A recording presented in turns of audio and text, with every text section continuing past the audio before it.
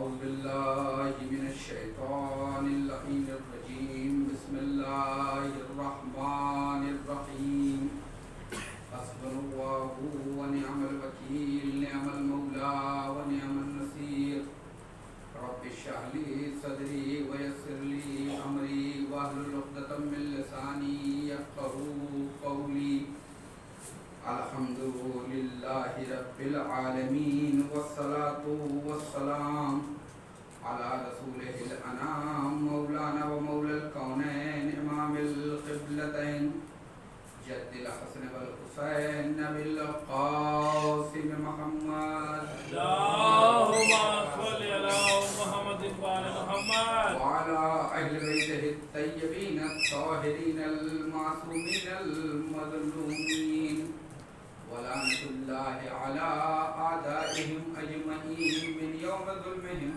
وعداوتهم إلى لقاء يوم الدين أما بعد فقد قال رسول الله صلى الله عليه وآله وسلم إن الحسين مصباح الهدى وسفينة النجاة درود محمد اللهم صل على محمد وعلى محمد بزرگان مذہب و ملت برادران ایمانی ایام اضحیٰ ہے اور امام حسین علیہ السلام کی عزاداری کے ایام ہیں. یہ وہ ایام ہیں کہ جس میں 1400 سال پہلے امام حسین علیہ السلام کے رخسار بلا تھے اور ہماری ذمہ داری یہ ہے کہ ہم امام حسین علیہ السلام کی اطاعت کریں. لیکن یہ اطاعت اسی وقت ہو سکتی ہے کہ جب انسان کے پاس معرفت ہو اور امام حسین علیہ السلام کی شخصیت کو اور ان کی ذات کو اگرچہ کما حقہ معرفت ہر ایک کے بس کی بات نہیں ہے، لیکن بہرحال جس کو جتنا اللہ نے توفیق دی ہے، جس کو جتنا ظرف ہے، اس کو اپنے ظرف کے مطابق آقا امام حسین علیہ السلام کی معرفت ہے. کل بھی جب وہ ظاہراً اس دنیا میں تھے تب بھی ان کی مظلومیت یہ تھی کہ لوگ ان کو نہیں پہچانتے تھے. معاملہ دیکھنے کا نہیں ہے، معاملہ گہرائی اور گہرائی سے دیکھنے کا. ہمارے جیسا ان پڑھ اور ہمارے جیسا کم پڑھا لکھا اگر ایک لائبریری کے پاس سے گزرے گا، کتابیں دیکھے گا، تو وہ ایک سرسری نظر بس ڈالے گا اور آگے بڑھ جائے گا. لیکن جس کو علم کی معرفت ہوتی ہے، جس کے نزدیک علم کی اہمیت ہوتی ہے، وہ صرف ایک نظر کر کے وہاں سے چلا نہیں جائے گا بلکہ وہ وہاں رک جائے گا. اور وہ اسی طریقے سے رکے گا جس طرح سے ایک عام انسان جب ایک باغ ایک باغیچے کے پاس سے گزرتا ہے جہاں سے خوشبو آ رہی ہو تو چند منٹ اور چند سیکنڈ کے لیے وہاں رک جاتا ہے تاکہ اور سانس لے لے. تو اب چونکہ ہمیں علم کی علیہ السلام اب چونکہ ہمیں علم کی خوشبو کا احساس نہیں ہے، لہذا ہم آگے بڑھ جائیں گے. لیکن جس کو علم کی خوشبو کا احساس ہو جائے گا وہ کتاب خانے اور لائبریری کے سامنے سے گزر نہیں جائے گا بلکہ اندر جا کر کچھ حاصل بھی کرے گا. ہم نے ملاحظہ فرمایا یہی حال، یعنی صرف دیکھنا کمال نہیں ہے. جب پوچھا گیا آیت اللہ بہجت سے کہ امام کو دیکھنا کیسا، کہا امام کو دیکھنا کمال نہیں ہے. کربلا میں تو شمر نے بھی امام کو دیکھا، کربلا میں تو شمر نے بھی امام کو دیکھا، لشکر ابن زیاد نے بھی امام کو دیکھا، لشکر عمر سعد نے بھی امام کو دیکھا. امام کو دیکھنا کمال نہیں ہے بلکہ امام کی معرفت کمال ہے، امام کی اطاعت کمال ہے. بعض اوقات جو امام کے دلائل یعنی خود سرکار سید الشہداء کے جو امامت کے دلائل میں سے جب انسان واقعات پڑھتا ہے اور اگر اس کی نظر ہمارے گزشتہ علماء کے واقعات کے اوپر ہوتی ہے تو سوچتا ہے کہ اس زمانے میں واقعاً امام حسین علیہ السلام کتنے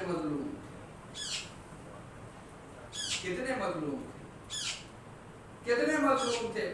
واقعہ ملتا ہے کہ ایک شخص یہ جاننے کے لیے کہ یہ امام معصوم ہے یا نہیں ہے سرکار سید الشہداء کی خدمت میں آیا. یہ مدینے کی زندگی میں جو شہادت امام حسن علیہ السلام سے لے کر 10 سال کی مدینے کی زندگی ہے, اس میں امام کو دیکھنے کے لیے, یہ چیک کرنے کے لیے آیا کہ یہ امام ہے کہ نہیں ہے. تو اس نے حالت نجاست میں آ گیا. جب حالت نجاست میں آیا تو امام نے کہا تمہیں نہیں پتا کہ حالت نجاست میں کہیں نہیں جانا چاہیے.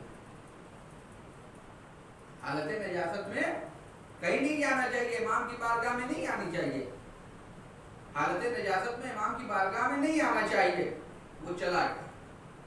اس نے یہ کہا, جاتے ہوئے کہا کہ میں جس مقصد کے لیے آیا تھا وہ حاصل ہو گیا. اس نے کہا کیا؟ کہا کہ ہمیں معلوم ہو گیا کہ یہ امام ہے کیونکہ ان کو علم غیب ہے. کیوں؟ کیونکہ ان کو علم غیب ہے. میں یعنی وہ شخص حالت نجاست میں آیا تو امام نے کہا تمہیں نہیں پتا کہ تمہیں اس طرح سے نہیں آنا چاہیے. تو اس نے کہا ان کو علم غیب ہے. لیکن عزیزان گرامی یہ اس زمانے کا معیار تھا. لیکن اگر آپ ابھی چند صدی پہلے اور چند برسوں پہلے کے واقعات اگر حوضہ علمیہ نجف اشرف اور حوضہ علمیہ خود کے اگر آپ علماء کے حالات دیکھیے تو وہاں پہ باقاعدہ طور پہ کئی مرتبہ ایسا ہوا کہ طالب علم اٹھا صبح میں, اس کو کلاس میں تاخیر ہو رہی ہے اور بغیر طہارت کیے چلا گیا. جب طہارت کیے بغیر چلا گیا, استاد کی نظر شاگرد پہ پڑی ہے. استاد ایک عالم ہے, امام نہیں ہے, معصوم نہیں ہے. انہوں نے فوراً کہا کہ مجلس علم میں حالت نجاست میں نہیں آنا چاہیے کیونکہ مجلس علم طہارت کی جگہ ہے. اب آپ سوچئے کہ جس معیار پر ہمارے علماء ہیں امام کو اس معیار پہ سمجھا جا رہا ہے. یہ مظلومیت نہیں تو اور کیا ہے؟ عزیزان گرامی آپ ملاحظہ فرمائیے کہ یہ امام حسین علیہ السلام ہے کہ جو ان کی مظلومیت ہے. اور آپ ملاحظہ فرمائیے گا کہ امام حسین علیہ السلام, کل میں نے آپ کے سامنے عرض کیا تھا کہ امام حسین علیہ السلام جب عطا کرتے ہیں تو بے حساب عطا کرتے ہیں, بے حساب عطا کرتے ہیں کہ اگر کسی چرواہے نے آپ کی خدمت میں ایک جانور پیش کیا ہے تو امام نے اسے پورا غلہ دے دیا, بلکہ اس کے لیے آزادی بھی عطا کی ہے. اور اسی طریقے سے ملتا ہے کہ روایت ہے کہ مسجد النبوی میں 3 لوگ بیٹھے ہوئے ہیں. ایک جانب عتبہ بن ابی سفیان, یہ یزید کا چچا ہے, وہ اپنے لوگوں کے ساتھ بیٹھا ہوا ہے. دوسری جانب عبداللہ ابن زبیر بیٹھے ہوئے ہیں اور تیسری جانب امام حسین بیٹھے ہوئے ہیں. وہ عتبہ بن ابی سفیان کے پاس گیا اور کہا کہ یعنی اگر کوئی کسی کو قتل کر دے تو یا تو قصاص ہوگا یا اس کی پوری دیت ہوگی. اور اس کی دیت کتنی ہوتی ہے؟ 100 اونٹ ہوتی ہے. ایک انسان کی دیت 100 اونٹ ہوتی ہے. اور آپ کو یہ بھی بتا دوں کہ یہ 100 اونٹ کب سے مہیا ہوا؟ یہ اسلام سے نہیں بلکہ اعلان اسلام سے پہلے سے مہیا ہوا. یہ 100 اونٹ اسلام سے نہیں بلکہ اعلان اسلام سے پہلے سے مہیا ہوا. اور وہ کب؟ جب جناب عبد المطلب نے یہ نیت کی تھی کہ اگر اللہ نے انہیں 10 بیٹے دیے تو ایک بیٹے کو راہ خدا میں قربان کریں گے. ایک بیٹے کو راہ خدا میں قربان کریں گے. تو اللہ نے 10 بیٹے دیے. اب یہ ہوا کہ ان 10 بیٹوں میں سے کس کو قربان کریں؟ یہ کون ہے جناب عبد المطلب؟ پیغمبر اسلام و مولا علی کے دادا ہیں جناب عبد المطلب.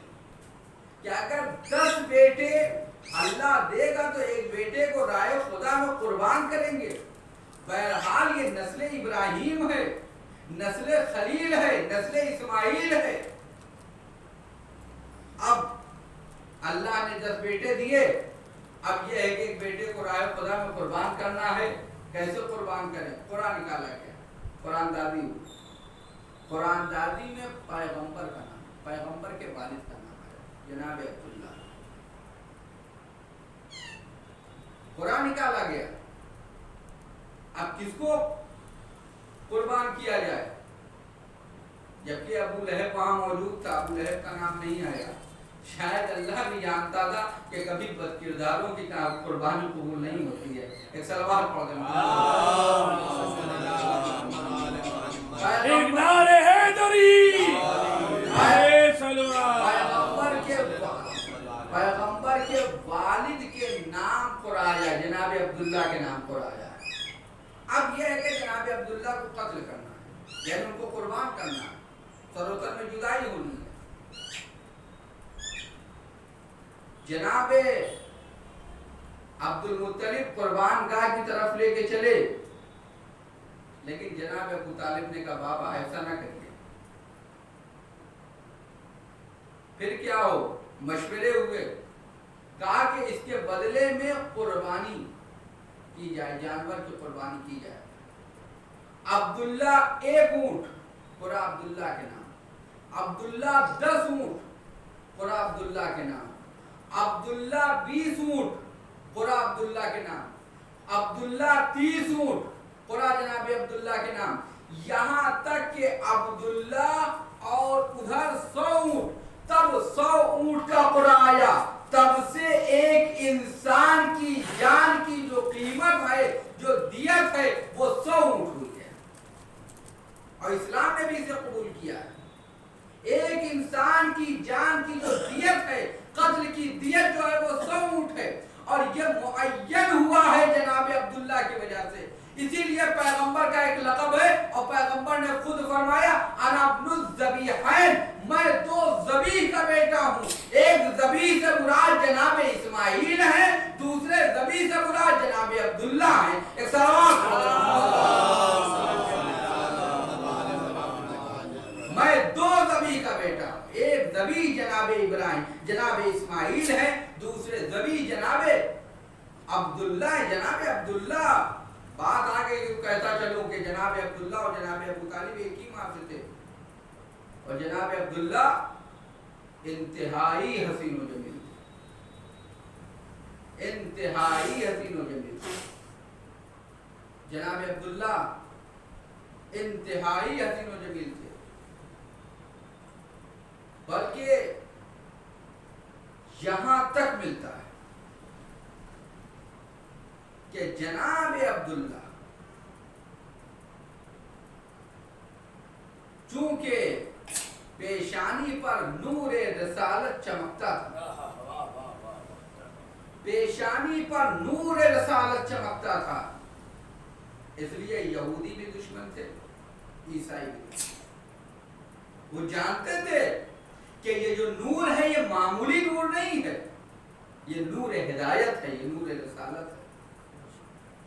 جناب ابو طالب، جناب عبد المطلب کی بھی پیشانی پہ چمکتا تھا، اور یہ نور ایسا نور نہیں ہے کہ جو چھپ سکے، یہ نور ایسا نور نہیں ہے جو چھپ سکے۔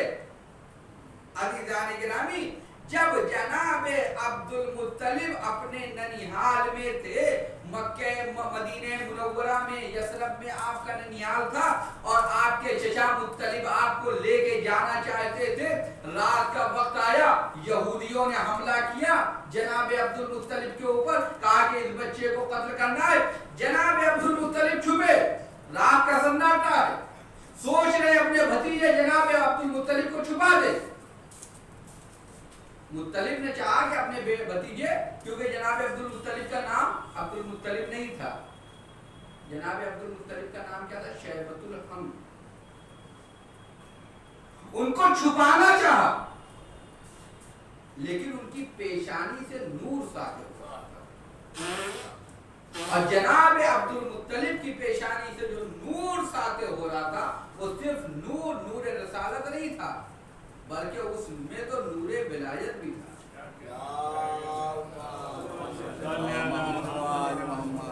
نور امامت بھی تھا.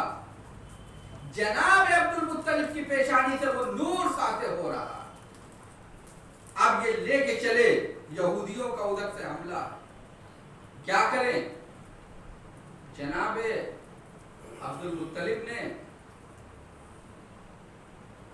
کو چھپانا چاہتے ان کے چچا مطلب. انہوں نے کہا کہ اس نور کو خاموش کیا جائے, اس نور کو چھپایا جائے. پیشانی پر ایک کپڑا باندھا, نور نہیں چھپا. دوسرا کپڑا باندھا, نور نہیں چھپا. تیسرا کپڑا باندھا, نور نہیں چھپا. اب چچا پریشان ہے کہ بھتیجے کو بچائے کیسے. جناب عبد المطلب نے فرمایا چچا یہ نور چھپنے والا نہیں ہے, کیونکہ یہ اللہ کا نور ہے. واللہ متم نورہ, اللہ اس نور کو کامل کر کے رہے گا. ولو کرہ المشرکون ولو کرہ الکافرون, چاہے مشرکین کو کتنا ہی برا لگے, چاہے کافرین کو کتنا ہی برا لگے. وہ چھپا نہیں نور, اور اللہ نے حفاظت کی. اب آپ یہ سوچئے کہ جناب عبد المطلب کے ہاں یہ نور ہے. اب یہی نور جناب عبداللہ کی بھی پیشانی پہ ہے, اور مکے میں لوگ دشمن بنے ہوئے ہیں. یہودی جانتے ہیں کہ یہ کون ہے, آنے والا کون ہے. ساری نشانیاں پتہ ہیں کہ یہ آنے والا کون ہے, یہ کیسا ہے. اور ایسا نہیں ہے کہ یہ لوگ جانتے نہیں ہیں, یہ خود بھی جانتے تھے اور دوسرے بھی جانتے تھے کہ علامت کیا ہے. یہ نور کوئی معمولی نور نہیں ہے. جب جناب پیغمبر اسلام کی ولادت ہوئی اور پیغمبر اسلام کی خصوصیات کو جناب فاطمہ بنت اسد نے جناب ابو طالب سے بیان کیا, آپ کو پتا ہے آپ کے بھتیجے میں کیا کیا خصوصیات ہیں. تو جناب ابو طالب نے فرمایا کہ اے فاطمہ پریشان نہ ہو, 30 سال کے بعد اللہ تمہیں بھی ایسا ہی بیٹا عطا کرے گا. 30 سال کے بعد اللہ تمہیں بھی ایسا ہی بیٹا عطا کرے گا. سن 1 عام الفیل میں رسول اللہ کی ولادت ہوئی ہے. سن 30 عام الفیل میں مولا علی کی ولادت ہوئی ہے. کہا کہ 30 سال کے بعد تمہیں بھی اللہ یہی بیٹا ایسا ہی بیٹا عطا کرے گا. پیغمبر کا بچپنا ہے, یعنی پیغمبر کا بچپنا ہے, 7 8 برس 10 برس کا سن ہے. پیغمبر کے ساتھ پیغمبر اپنے چچا جناب ابو طالب کے ساتھ شام کا سفر کر رہے ہیں. پیغمبر اپنے چچا جناب ابو طالب کے ساتھ شام کا سفر کر رہے ہیں. بحیرہ راہب نے جب دیکھا پیغمبر اسلام کو اپنے سامنے بلایا, اور ایسے نہیں بلایا پیغمبر کو, بلکہ اس نے امتحان لیا ہے پیغمبر کا. پہلے دیکھا کہ جہاں جہاں یہ جا رہے ہیں وہاں بادل ان کے سر کے اوپر چلا جا رہا ہے, بادل کا سایہ ان کے سر کے اوپر. اس نے پھر اپنے اس گھر میں بلایا کہ جس کا دروازہ بہت چھوٹا تھا. انسان دروازے میں سر جھکا کے جائے, اور دروازے کے سامنے جب انسان سر جھکا کے اندر داخل ہوگا تو سامنے جناب عیسیٰ اور جناب مریم کی تصویر تھی, تاکہ جناب عیسیٰ اور جناب مریم کے سامنے ہر انسان جو بھی داخل ہو وہ سر جھکائے. اس طرح کا دروازہ بنا ہوا تھا, اتنا چھوٹا دروازہ بنا ہوا تھا کہ کوئی بھی جائے تو پہلے وہ سر جھکائے تاکہ جناب عیسیٰ اور مریم کے سامنے اس کو ان کی تصویر کے سامنے اس کا سر نہ اٹھے. لیکن بحیرہ راہب نے جب پیغمبر سے کہا آپ اندر چلیے, جیسے ہی پیغمبر آگے بڑھے اپنے آپ دیوار اٹھی ہے اور پیغمبر پورے قد کے ساتھ اندر داخل ہوئے ہیں.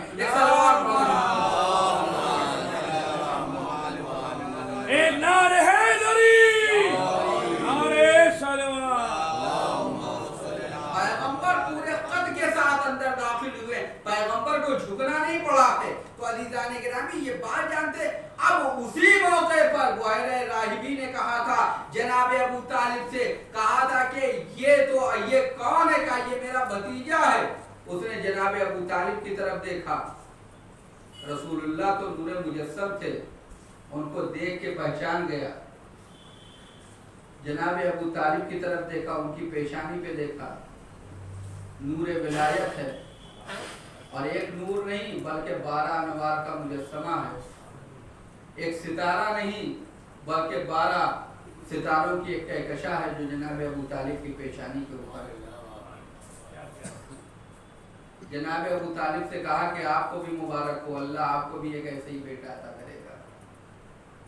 عزیزان گرامی، یہودیوں کو پتا تھا، عیسائیوں کو پتا تھا کہ ابو طالب کے صلب میں جو بیٹا ہے وہ نبی جیسا ہے، مسلمانوں کو نہیں پتا ہے۔ صلوات پڑھ دیں۔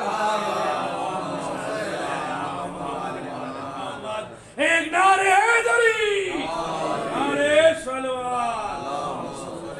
یہودیوں کو پتا ہے، عیسائیوں کو پتا تھا، غیر مذہب والوں کو پتا تھا کہ جو صلب ابو طالب میں جو بچہ ہے وہ بچہ نبی جیسا ہے، انہوں نے کہا۔ لیکن مسلمانوں کو نہیں پتا ہے، مسلمان نہیں سمجھ رہے، مسلمان نہیں سمجھے۔ جبکہ میں آپ کے سامنے عرض کروں، چونکہ بات موضوع سے الگ ہو گئی ہے تو لہذا میں آپ کے سامنے عرض کروں کہ آپ جتنی بھی روایتیں، کیونکہ یہ جو نور ہے، نور علی، اچھا اب یہ جب نور تھا تو پیغمبر کا جو نور تھا، دیکھیں کچھ خصوصیات ہے پیغمبر کی، بات جیسے نور پیغمبر جناب عبداللہ کی بھی پیشانی پہ تھا۔ جناب عبداللہ جوان ہیں، ان کے اوپر ہر طرف سے یہودی عیسائی ان کے جان کی دشمن بنے ہوئے ہیں، ان کی جان کے دشمن بنے ہوئے ہیں۔ یہ جناب آمنہ کے والد، رسول اللہ کی والدہ جناب آمنہ کے والد وہب نے دیکھا کہ جناب عبداللہ، یہ جناب آمنہ سے شادی سے پہلے کی بات ہے، کہ جناب عبداللہ اکیلے چلے جا رہے ہیں، اور جیسے ہی جناب عبداللہ کو اکیلے پایا ویسے ہی یہودی مسلح ہو کر فوراً اسلحے لے کر پیغمبر کے والد کو قتل کرنے کے لیے تیار ہو گئے اور ان کے اوپر حملہ کرنے والے تھے۔ کہاں میں دیکھتا رہ گیا کیونکہ میں اکیلا تھا، میں کیسے انہیں بچاتا؟ ادھر سے پورا لشکر آ رہا ہے یہودیوں کا جناب عبداللہ کو قتل کرنے کے لیے۔ جناب عبداللہ تنہا کھڑے ہوئے ہیں اور بہت ہی اطمینان کے ساتھ کھڑے ہوئے ہیں۔ اچانک جناب عبداللہ جو کھڑے ہوئے ہیں، ادھر سے یہودیوں کا پورا لشکر ہے۔ جناب وہب فرماتے ہیں کہ اچانک میں نے کیا دیکھا کہ آسمان سے الہی لشکر کا نزول ہوا، آسمان سے الہی لشکر کا نزول ہوا۔ اب جو لشکر نازل ہوا اس نے یہودیوں کو بھگا دیا، جناب عبداللہ کو بچا لیا۔ اس سے پہلے کہ جناب عبداللہ اپنے گھر پہنچتے میں پہنچا، میں نے جناب عبد المطلب کو سلام کیا، ان کو مبارکباد دی، یا عبد المطلب مبارک ہو، آپ کے فرزند کو یہودی قتل کرنا چاہتے تھے لیکن اللہ نے بچا لیا، اللہ نے بچا لیا، اللہ نے بچا لیا۔ عزیزان گرامی، اللہ یہ بتانا چاہتا ہے کہ جب اسے اپنا نور بچانا ہوگا اور اسے اپنا نور بچانا ہے تو پھر چاہے یہودی آئے انہیں بھی بھگا دے گا، عیسائی آئے انہیں بھی دور کرے گا، کافر و مشرک آئے انہیں بھی رام کر دے گا، اور اگر منافق آئے اسے بھی رسوا کر دے گا۔ ایک سوال پڑھ دے گا،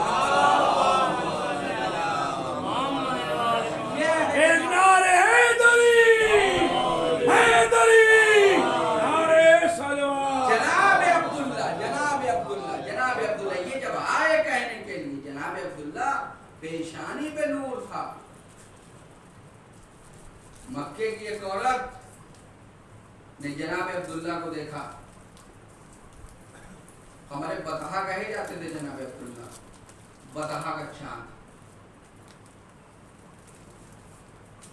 جناب عبداللہ کو دیکھا، اس نے کہا کہ میں آپ سے نزدیکی کرنا ہے، نزدیک ہونا چاہیے۔ جناب عبداللہ نے کہا کہ حرام طریقہ تو میں جانتا نہیں، حلال کے لیے میں کل بتاؤں گا۔ اللہ پیغمبر کے یہ جو گناہان کبیرہ ہیں، چاہے وہ زنا ہو، چاہے وہ شراب ہو، چاہے وہ بت پرستی ہو، چاہے وہ جھوٹ ہو، اس طرح کے جتنے بھی گناہان کبیرہ ہیں، پیغمبر کے والد، پیغمبر کے آبا و اجداد، ان سب گناہوں کا جناب جناب پیغمبر اسلام کے آبا و اجداد ان تمام گناہوں سے پاک تھے. کبھی انہوں نے اس طرح کے کسی بھی گناہ کو سرزد نہیں کیا. وجہ یہ تھی کہ اللہ نے ان کو صدف قرار دیا تھا اپنے گوہر کا. اللہ نے انہیں ظرف قرار دیا تھا اور ان کا مظروف نور الہی تھا. تو لہذا اللہ ایسے کو اپنے نور کا، اپنے گوہر کا ظرف اور صدف نہیں قرار دے گا کہ جو گناہوں میں ملوث ہو جائے. لہذا آبا و اجداد پیغمبر کسی نے بھی کوئی گناہ نہ کیا، کبھی کسی سے کوئی خطا نہ ہوئی، سب کے سب محفوظ عن الخطا تھے. اور اس کی دلیل سنیے. آپ زیارت وارثہ پڑھتے ہیں، زیارت وارثہ میں ایک فقرہ ہے، اشہد انکا، میں گواہی دیتا ہوں اے سرکار سید الشہداء، میں گواہی دیتا ہوں، کنت نورا فی الاسلاب الشامخہ، آپ ہمیشہ بلند ترین صلبوں میں رہے، بلند ترین پاکیزہ مردوں کے صلبوں میں رہے ہیں، والارحام المطہرہ، اور پاک و پاکیزہ ماؤں کے رحموں میں رہے ہیں. ایک سلوات پڑھ دے. آپ نے ملاحظہ فرمایا کہ یہ ہیں جناب عبداللہ، یہ ہیں پیغمبر اسلام کے آبا و اجداد. ان کا کردار کیا ہے؟ اور اس کے بعد جب جناب آمنہ سے شادی ہوئی اور جناب یہ نور رسالت جناب عبداللہ کے صلب سے رحم جناب آمنہ میں منتقل ہو گیا، اب جو جناب عبداللہ اس کے پاس پہنچے، کہا اب کیا ارادہ ہے؟ اس نے ایک مرتبہ پیشانی کی طرف دیکھا، کہا کہ اب کوئی ارادہ نہیں، میں جو چاہتا تھا، چاہتی تھی، وہ نہیں ملے گا. مامون عباسی نے اپنی ایک بیٹی کی شادی امام رضا علیہ السلام کے ساتھ،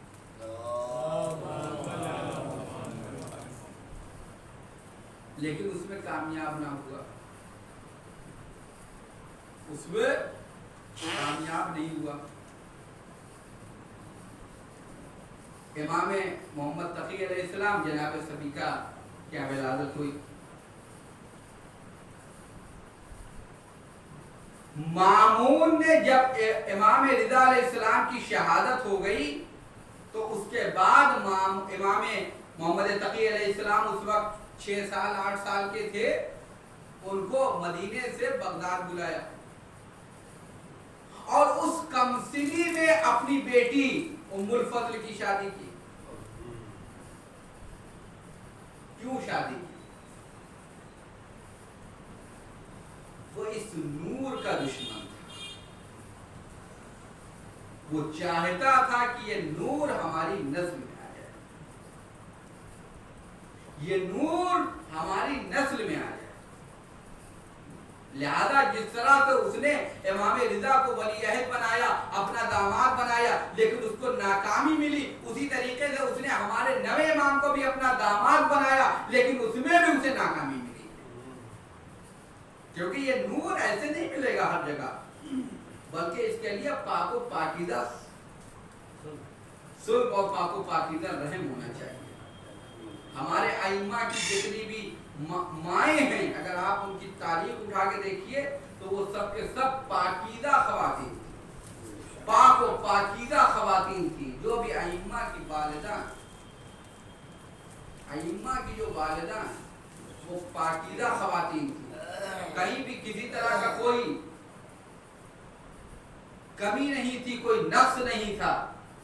جتنی بھی ائمہ کی والدہ صرف پہلے امام، دوسرے امام اور تیسرے امام کی بات نہیں ہے، بلکہ اگر آپ آخری امام تک دیکھیے، ساری والدائیں، ساری مائیں پاک و پاکیزہ تھیں، کوئی ایک کے اندر کوئی بھی نقص نہیں تھا، کوئی بھی نقص نہیں تھا، کوئی بھی عیب نہیں تھا، ہر نقص و عیب سے پاک تھی۔ تبھی تو اللہ نے ان کو گوہر امامت، جوہر ولایت کا صدف قرار دیا تھا، تبھی تو اللہ نے انہیں صدف قرار دیا کہ ان کے رحم میں ولایت، اپنے نور کو رکھا، اپنی ولایت کے نور کو رکھا، اپنی امامت کے نور کو رکھا، اور ان کے اندر یہ صلاحیت دی کہ یہ ایک امام معصوم کی ماں بن سکے۔ اللہ نے اسی لیے رکھا ہے، اللہ نے اسی لیے رکھا ہے۔ اور پھر اگر آپ معصومین علیہ السلام، یہ وجہ یہی تھی کہ مامون یہ چاہتا تھا کہ کسی صورت سے یہ نور ہماری نسل میں آ جائے تاکہ ہمارے لیے شرف بن جائے، لیکن اللہ نہیں چاہتا تھا۔ اللہ تو ہمیشہ پاک و پاکیزہ جگہ رکھتا ہے اپنی شان۔ عزیزان گرامی، جب نور کی بات آ گئی، نشانی اللہ جس کی حفاظت کرتا ہے۔ اب یہ پانچویں امام سے روایت ہے، حضرت امام محمد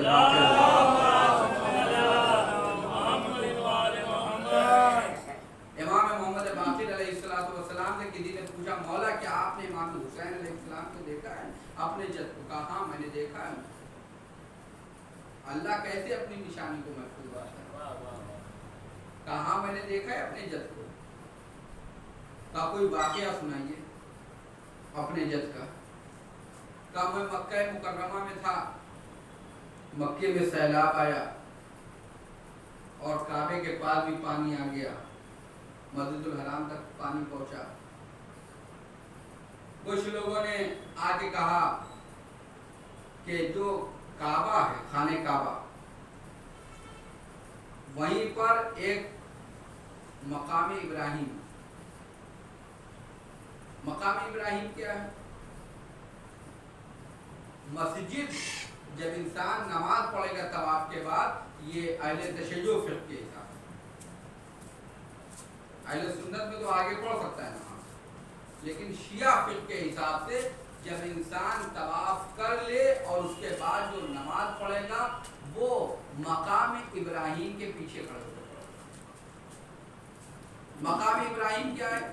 جب جناب ابراہیم خانہ کعبہ کی تعمیر کر رہے تھے تو اب اس زمانے میں جیسے کوئی دیوار اونچی ہوتی اٹھانی ہوتی ہے تو وہاں پر کوئی اسٹول یا وہ باندھا جاتا ہے تاکہ اوپر کی دیوار بھی اٹھانے میں اور وہ تمام چیزیں۔ اب اس زمانے میں کیا تھا؟ ایک پتھر تھا۔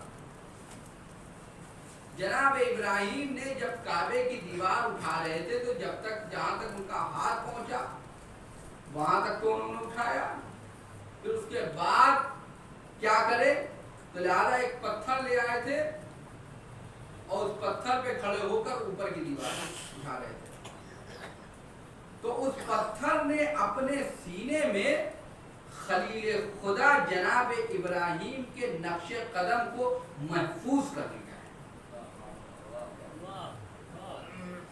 پتھر کو کہتے ہیں مقام ابراہیم، جو کعبے کے سامنے ہی، در کعبہ کے سامنے ہی ہے، وہ مقام ابراہیم ہے۔ یعنی جب انسان طواف کرے،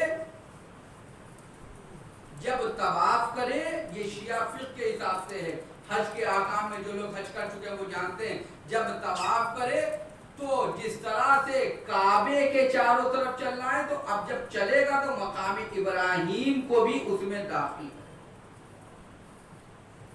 اور جب نماز پڑھے تو مقام ابراہیم کے پیچھے کھڑے ہو کے نماز پڑھے، یعنی مقام ابراہیم سے آگے نہ جائے۔ کیوں؟ کیونکہ اللہ یہ بتانا چاہتا ہے کہ جس طرح سے کعبے کا احترام کر رہے ہو اسی طریقے سے اس کا بھی احترام کرو جس نے کعبے کو بنایا ہے۔ لہذا جناب ابراہیم کا جو نقش قدم ہے جسے مقام ابراہیم کہتے ہیں اس کا بھی احترام ضروری۔ کسی نے آگے کہا کہ مقام ابراہیم ان الصفا والمروہ من شعائر اللہ، صفا و مروہ شاعر الہی میں سے بل مقام، یہ مقام ابراہیم کو شاعر خدا میں شمار کیا گیا. قرآن نے کیا کہ مقام ابراہیم شاعر خدا میں سے، شاعر الہیہ میں سے ہیں. مقام ابراہیم یہ کوئی معمولی پتھر نہیں ہے، یعنی صرف جس طرح سنگ اسود یہ ایک اللہ کی نشانی ہے، بہرحال اس کی عظمت اپنی جگہ ہے. اسی طریقے سے اس کی عظمت بہرحال وہ کعبے سے میں لگا ہوا ہے، وہ ایک معجزاتی ہے. لیکن اسی کے ساتھ ساتھ یہ جو مقام ابراہیم ہے، وہ پتھر جس کے اوپر جناب ابراہیم کے نقش قدم محفوظ ہے، یہ بھی ایک بابرکت پتھر ہے، اور اس پتھر کا بھی احترام ضروری ہے.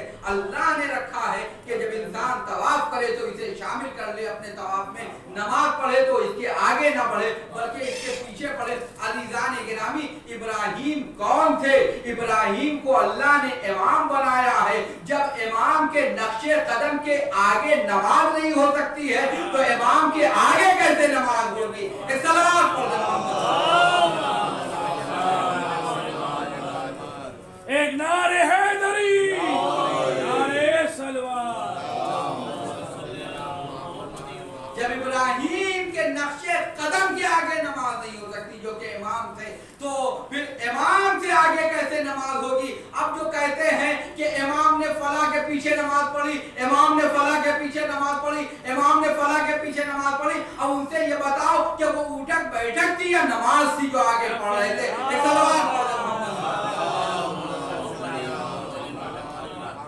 جب امام کے نقش قدم کے آگے نماز نہیں ہو سکتی تو امام کے آگے کیسے نماز ہوگی؟ امام کے آگے جب انسان کھڑا ہو جائے تو سمجھ لیجئے کہ وہ نماز میت تو ہو سکتی ہے، نماز پنجگانہ نہیں ہو سکتی ہے.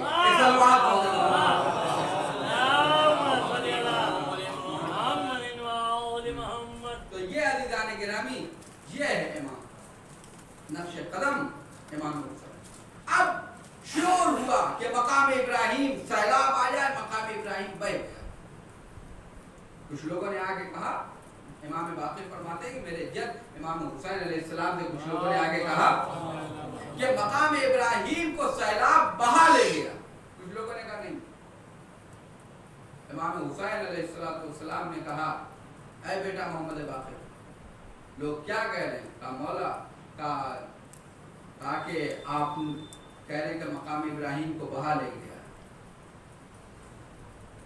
کچھ کہہ رہے نہیں. بیٹا جاؤ جا کے اعلان کرو. یہ امام محمد باقر کی عمر کیا تھی جس وقت امام حسین کی شاید 3.5 برس تھی، لیکن اس کم سنی میں بھی امام حسین حکم دے کے بتا رہے امام ہوتا ہے چاہے ایک دن کا بچہ ہو چاہے امام ہوتا ہے چاہے وہ ایک دن کا بچہ ہی کیوں نہ ہو، وہ امام ہوتا ہے. اور ایسی بات نہیں ہے، میں آپ کے سامنے عرض کر دوں کہ جب آپ یہ سوچئے کہ علی ابن جعفر کون ہے؟ امام جعفر صادق علیہ السلام کے فرزند علی ابن جعفر، جن کا مزار قرب مقدس میں گلزار شہداء کہا جاتا ہے. وہاں پر علی ابن جعفر بزرگ ہو چکے ہیں. علی ابن جعفر امام موسی کاظم کے بھائی ہیں، امام رضا کے چچا ہیں. اب آپ سوچئے کہ امام محمد تقی علیہ السلام کو ان کی عمر میں کتنا فرق ہوگا، یعنی والد کے چچا، امام رضا کے چچا ہیں. علی ابن جعفر درس دے رہے ہیں، اپنے شاگردوں کو پڑھا رہے ہیں، اور ادھر امام کمسنی کا عالم ہے، 7-8 برس کا سن ہے امام کا، ادھر سے گزرے دور امامت ہے امام کا. 7 سال 8 سال کی عمر میں امام محمد تقی امام ہوئے، ادھر سے گزرے. ابن جعفر ان کے احترام میں کھڑے ہو گئے، اور بلکہ صرف احترام میں نہیں بلکہ ان کے استقبال میں آگے بڑھے، حتیٰ کہ ان کو اس بات کا بھی ہوش نہیں رہا کہ جوتیاں پہنے، یعنی ننگے پیر امام محمد تقی علیہ السلام کے احترام میں آگے بڑھے. امام نے کہا کہ چچا آپ تشریف رکھیے، آپ زحمت نہ کریے، آپ تشریف رکھیے. امام نے جناب علی ابن جعفر سے کہا چچا آپ تشریف رکھیے. وہ امام کے حکم کے مطابق جا کے بیٹھے. کسی نے کہا کہ آپ اتنے بزرگ ہیں، बनी हाशिम के नस्ल रसूल के बुजुर्ग शख्सियत है, आलिम शख्सियत है, आप इस बच्चे का एहतराम कर रहे हैं। अली इब्ने जाफर से कहा कि आप इस बच्चे का एहतराम कर रहे हैं। तो जनाब अली इब्ने जाफर ने कहा कि यहाँ इस्लाम में बुजुर्गी और तमसीनी नहीं है। अगर अल्लाह ने किसी को इमाम बनाया है तो वो एक दिन का बच्चा ही क्यों ना हो, उसकी इताअत, उसका एहतराम तमाम मखलूकात पे वाजिब है। और अगर किसी को इमाम नहीं बनाया है, चाहे वो 100 साल का क्यों ना हो जाए, लेकिन उसका एहतराम नहीं होगा, उसकी इताअत नहीं होगी। कहा कि ये ना देखो कि मेरी उम्र क्या है, ये ना देखो उनकी उम्र क्या है।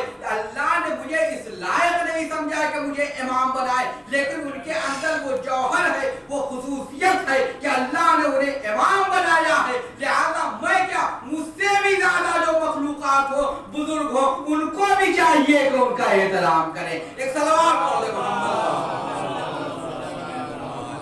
वज़ीरान गिरामी, ये इमाम, ये इमाम। तो उसके बाद इमाम हुसैन अलैहिस्सलातु वस्सलाम, बात चूंकि तुलानी हो गई, इंशाअल्लाह कल, आज वज़ीरान गिरामी तीसरी मुहर्रम, आज तीसरी मुहर्रम, और गिरिए के लिए यही काफी है कि हुसैन वालिद करबला हो, हुसैन वालिद करबला हो। इमाम हुसैन अलैहिस्सलाम करबला में दाखिल हो। आज और कल 3 और 4 को असहाबे हुसैनी के मसाइल हो जाते हैं। 5 तारीख से तारीख मुअय्यन, लेकिन सवाल ये है कि किसके मसाइल पढ़े गए और किसके मसाइल छोड़, ये अहम मसला है। आमीनों,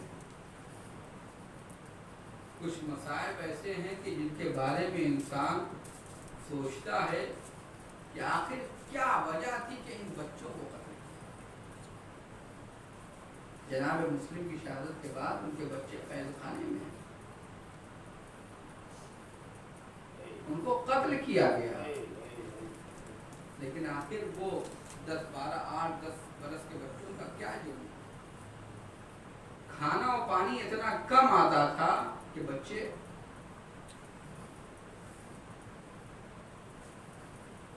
खाना और पानी इतना कम आता था कि बच्चे रोजा रखने लगे।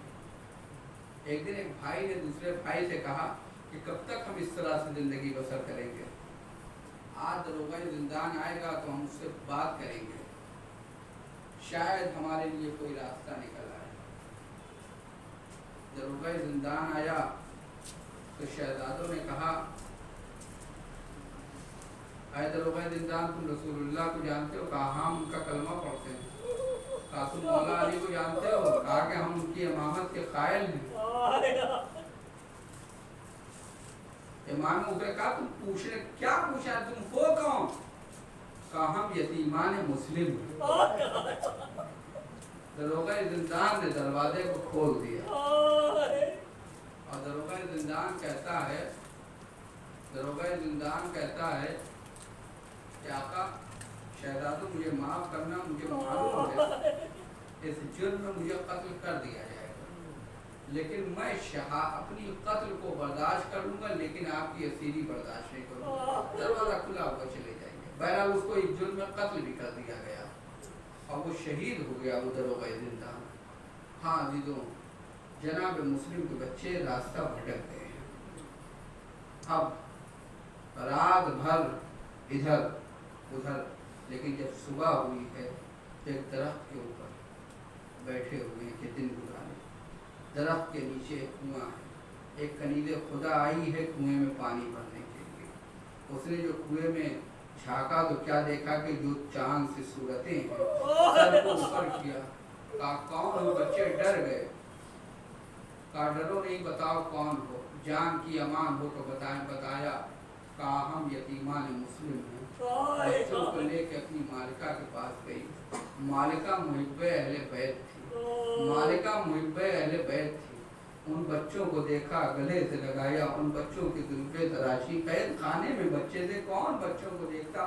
یہ وہ وقت ہوتا ہے جو بچوں کے ناز و نخرے اٹھائے جاتے ہیں. اللہ اللہ، خاندان رسول کے بچے قید خانے میں بسر کر رہے تھے، زلفیں تراشی، ان کے ناخون تراشی، اور اس کے بعد ان کو اپنے ہاتھوں سے کھانا کھلایا، ان کو منہ ہاتھ ان کا دھلا، اس کے بعد کھانا کھلایا. رات کا وقت ایک کمرے میں ان کو سلا دیا کہ شہزادو سو جاؤ، رات کافی ہو گئی. شوہر نہیں آیا، حارث ملعون آیا، حارث ملعون آیا. جناب اس مومنہ نے دیکھا کہ کئی رات میں نصف شب کے بعد حارث ملعون آیا ہے، نصف شب کے قریب آیا ہے، تو کہتی ہے کہ اپنے شوہر سے کہتی یہ کوئی گھر آنے کا وقت کا تمہیں نہیں معلوم، میں صبح سے تلاش کر رہا ہوں، کل سے مسلم کے بچے قید خانے سے غائب ہیں، دروغہ زندان کی خیانت سے اسے تو قتل کر دیا گیا، مسلم کے بچے مل جائیں تو ہم جائیں ابن زیاد سے انعام لے لیں. کہا کہاں اولاد رسول کے پیچھے پڑا ہوا ہے. بہرحال بچے ادھر سو رہے ہیں، وہ لیٹا ہوا ہے. اچانک دونوں بچے اٹھتے ہیں خواب سے، دونوں رونے لگتے ہیں. ایک بھائی نے دوسرے بھائی سے کہا بھیا ابھی ہم نے خواب میں دیکھا تھا نہ رسول اللہ تشریف لائے تھے، نانا علی مرتضیٰ تشریف لائے تھے، امام حسین بھی تھے، بابا جناب مسلم بھی تھے. ایک مرتبہ جناب بابا نے کہا اے بچوں اب تمہاری مصیبت کے دن تمام ہوئے، اب تم ہمارے پاس آنے والے ہو. عزیزوں کوفے میں بچوں نے خواب میں دیکھا کہ بابا آئے ہیں، اے بچوں تمہاری مصیبت کے دن تمام ہوئے، تم ہمارے پاس آنے والے ہو. قید خانے شام میں ایک بچی نے خواب میں دیکھا تھا اے سکینہ تمہاری مصیبت کے دن تمام ہوئے، تم میرے پاس آنے والی ہو. جزاکم ربکم خیر الجزا. بچوں کی گریے کی آواز بلند ہوئی. ملعون اٹھا، اس نے چراغ کو جلایا، کمرے میں پہنچا، کہا کون ہو؟ بچے ڈر گئے، کہا نہیں بتاؤں گا. کہا نہیں بتا دو. ایک مرتبہ بتایا. ملعون نے دونوں بچوں کی زلفوں کو ہاتھ میں لیا، تماچے مارے، لے کے آیا ستون صحنہ میں باندھ دیا ہے.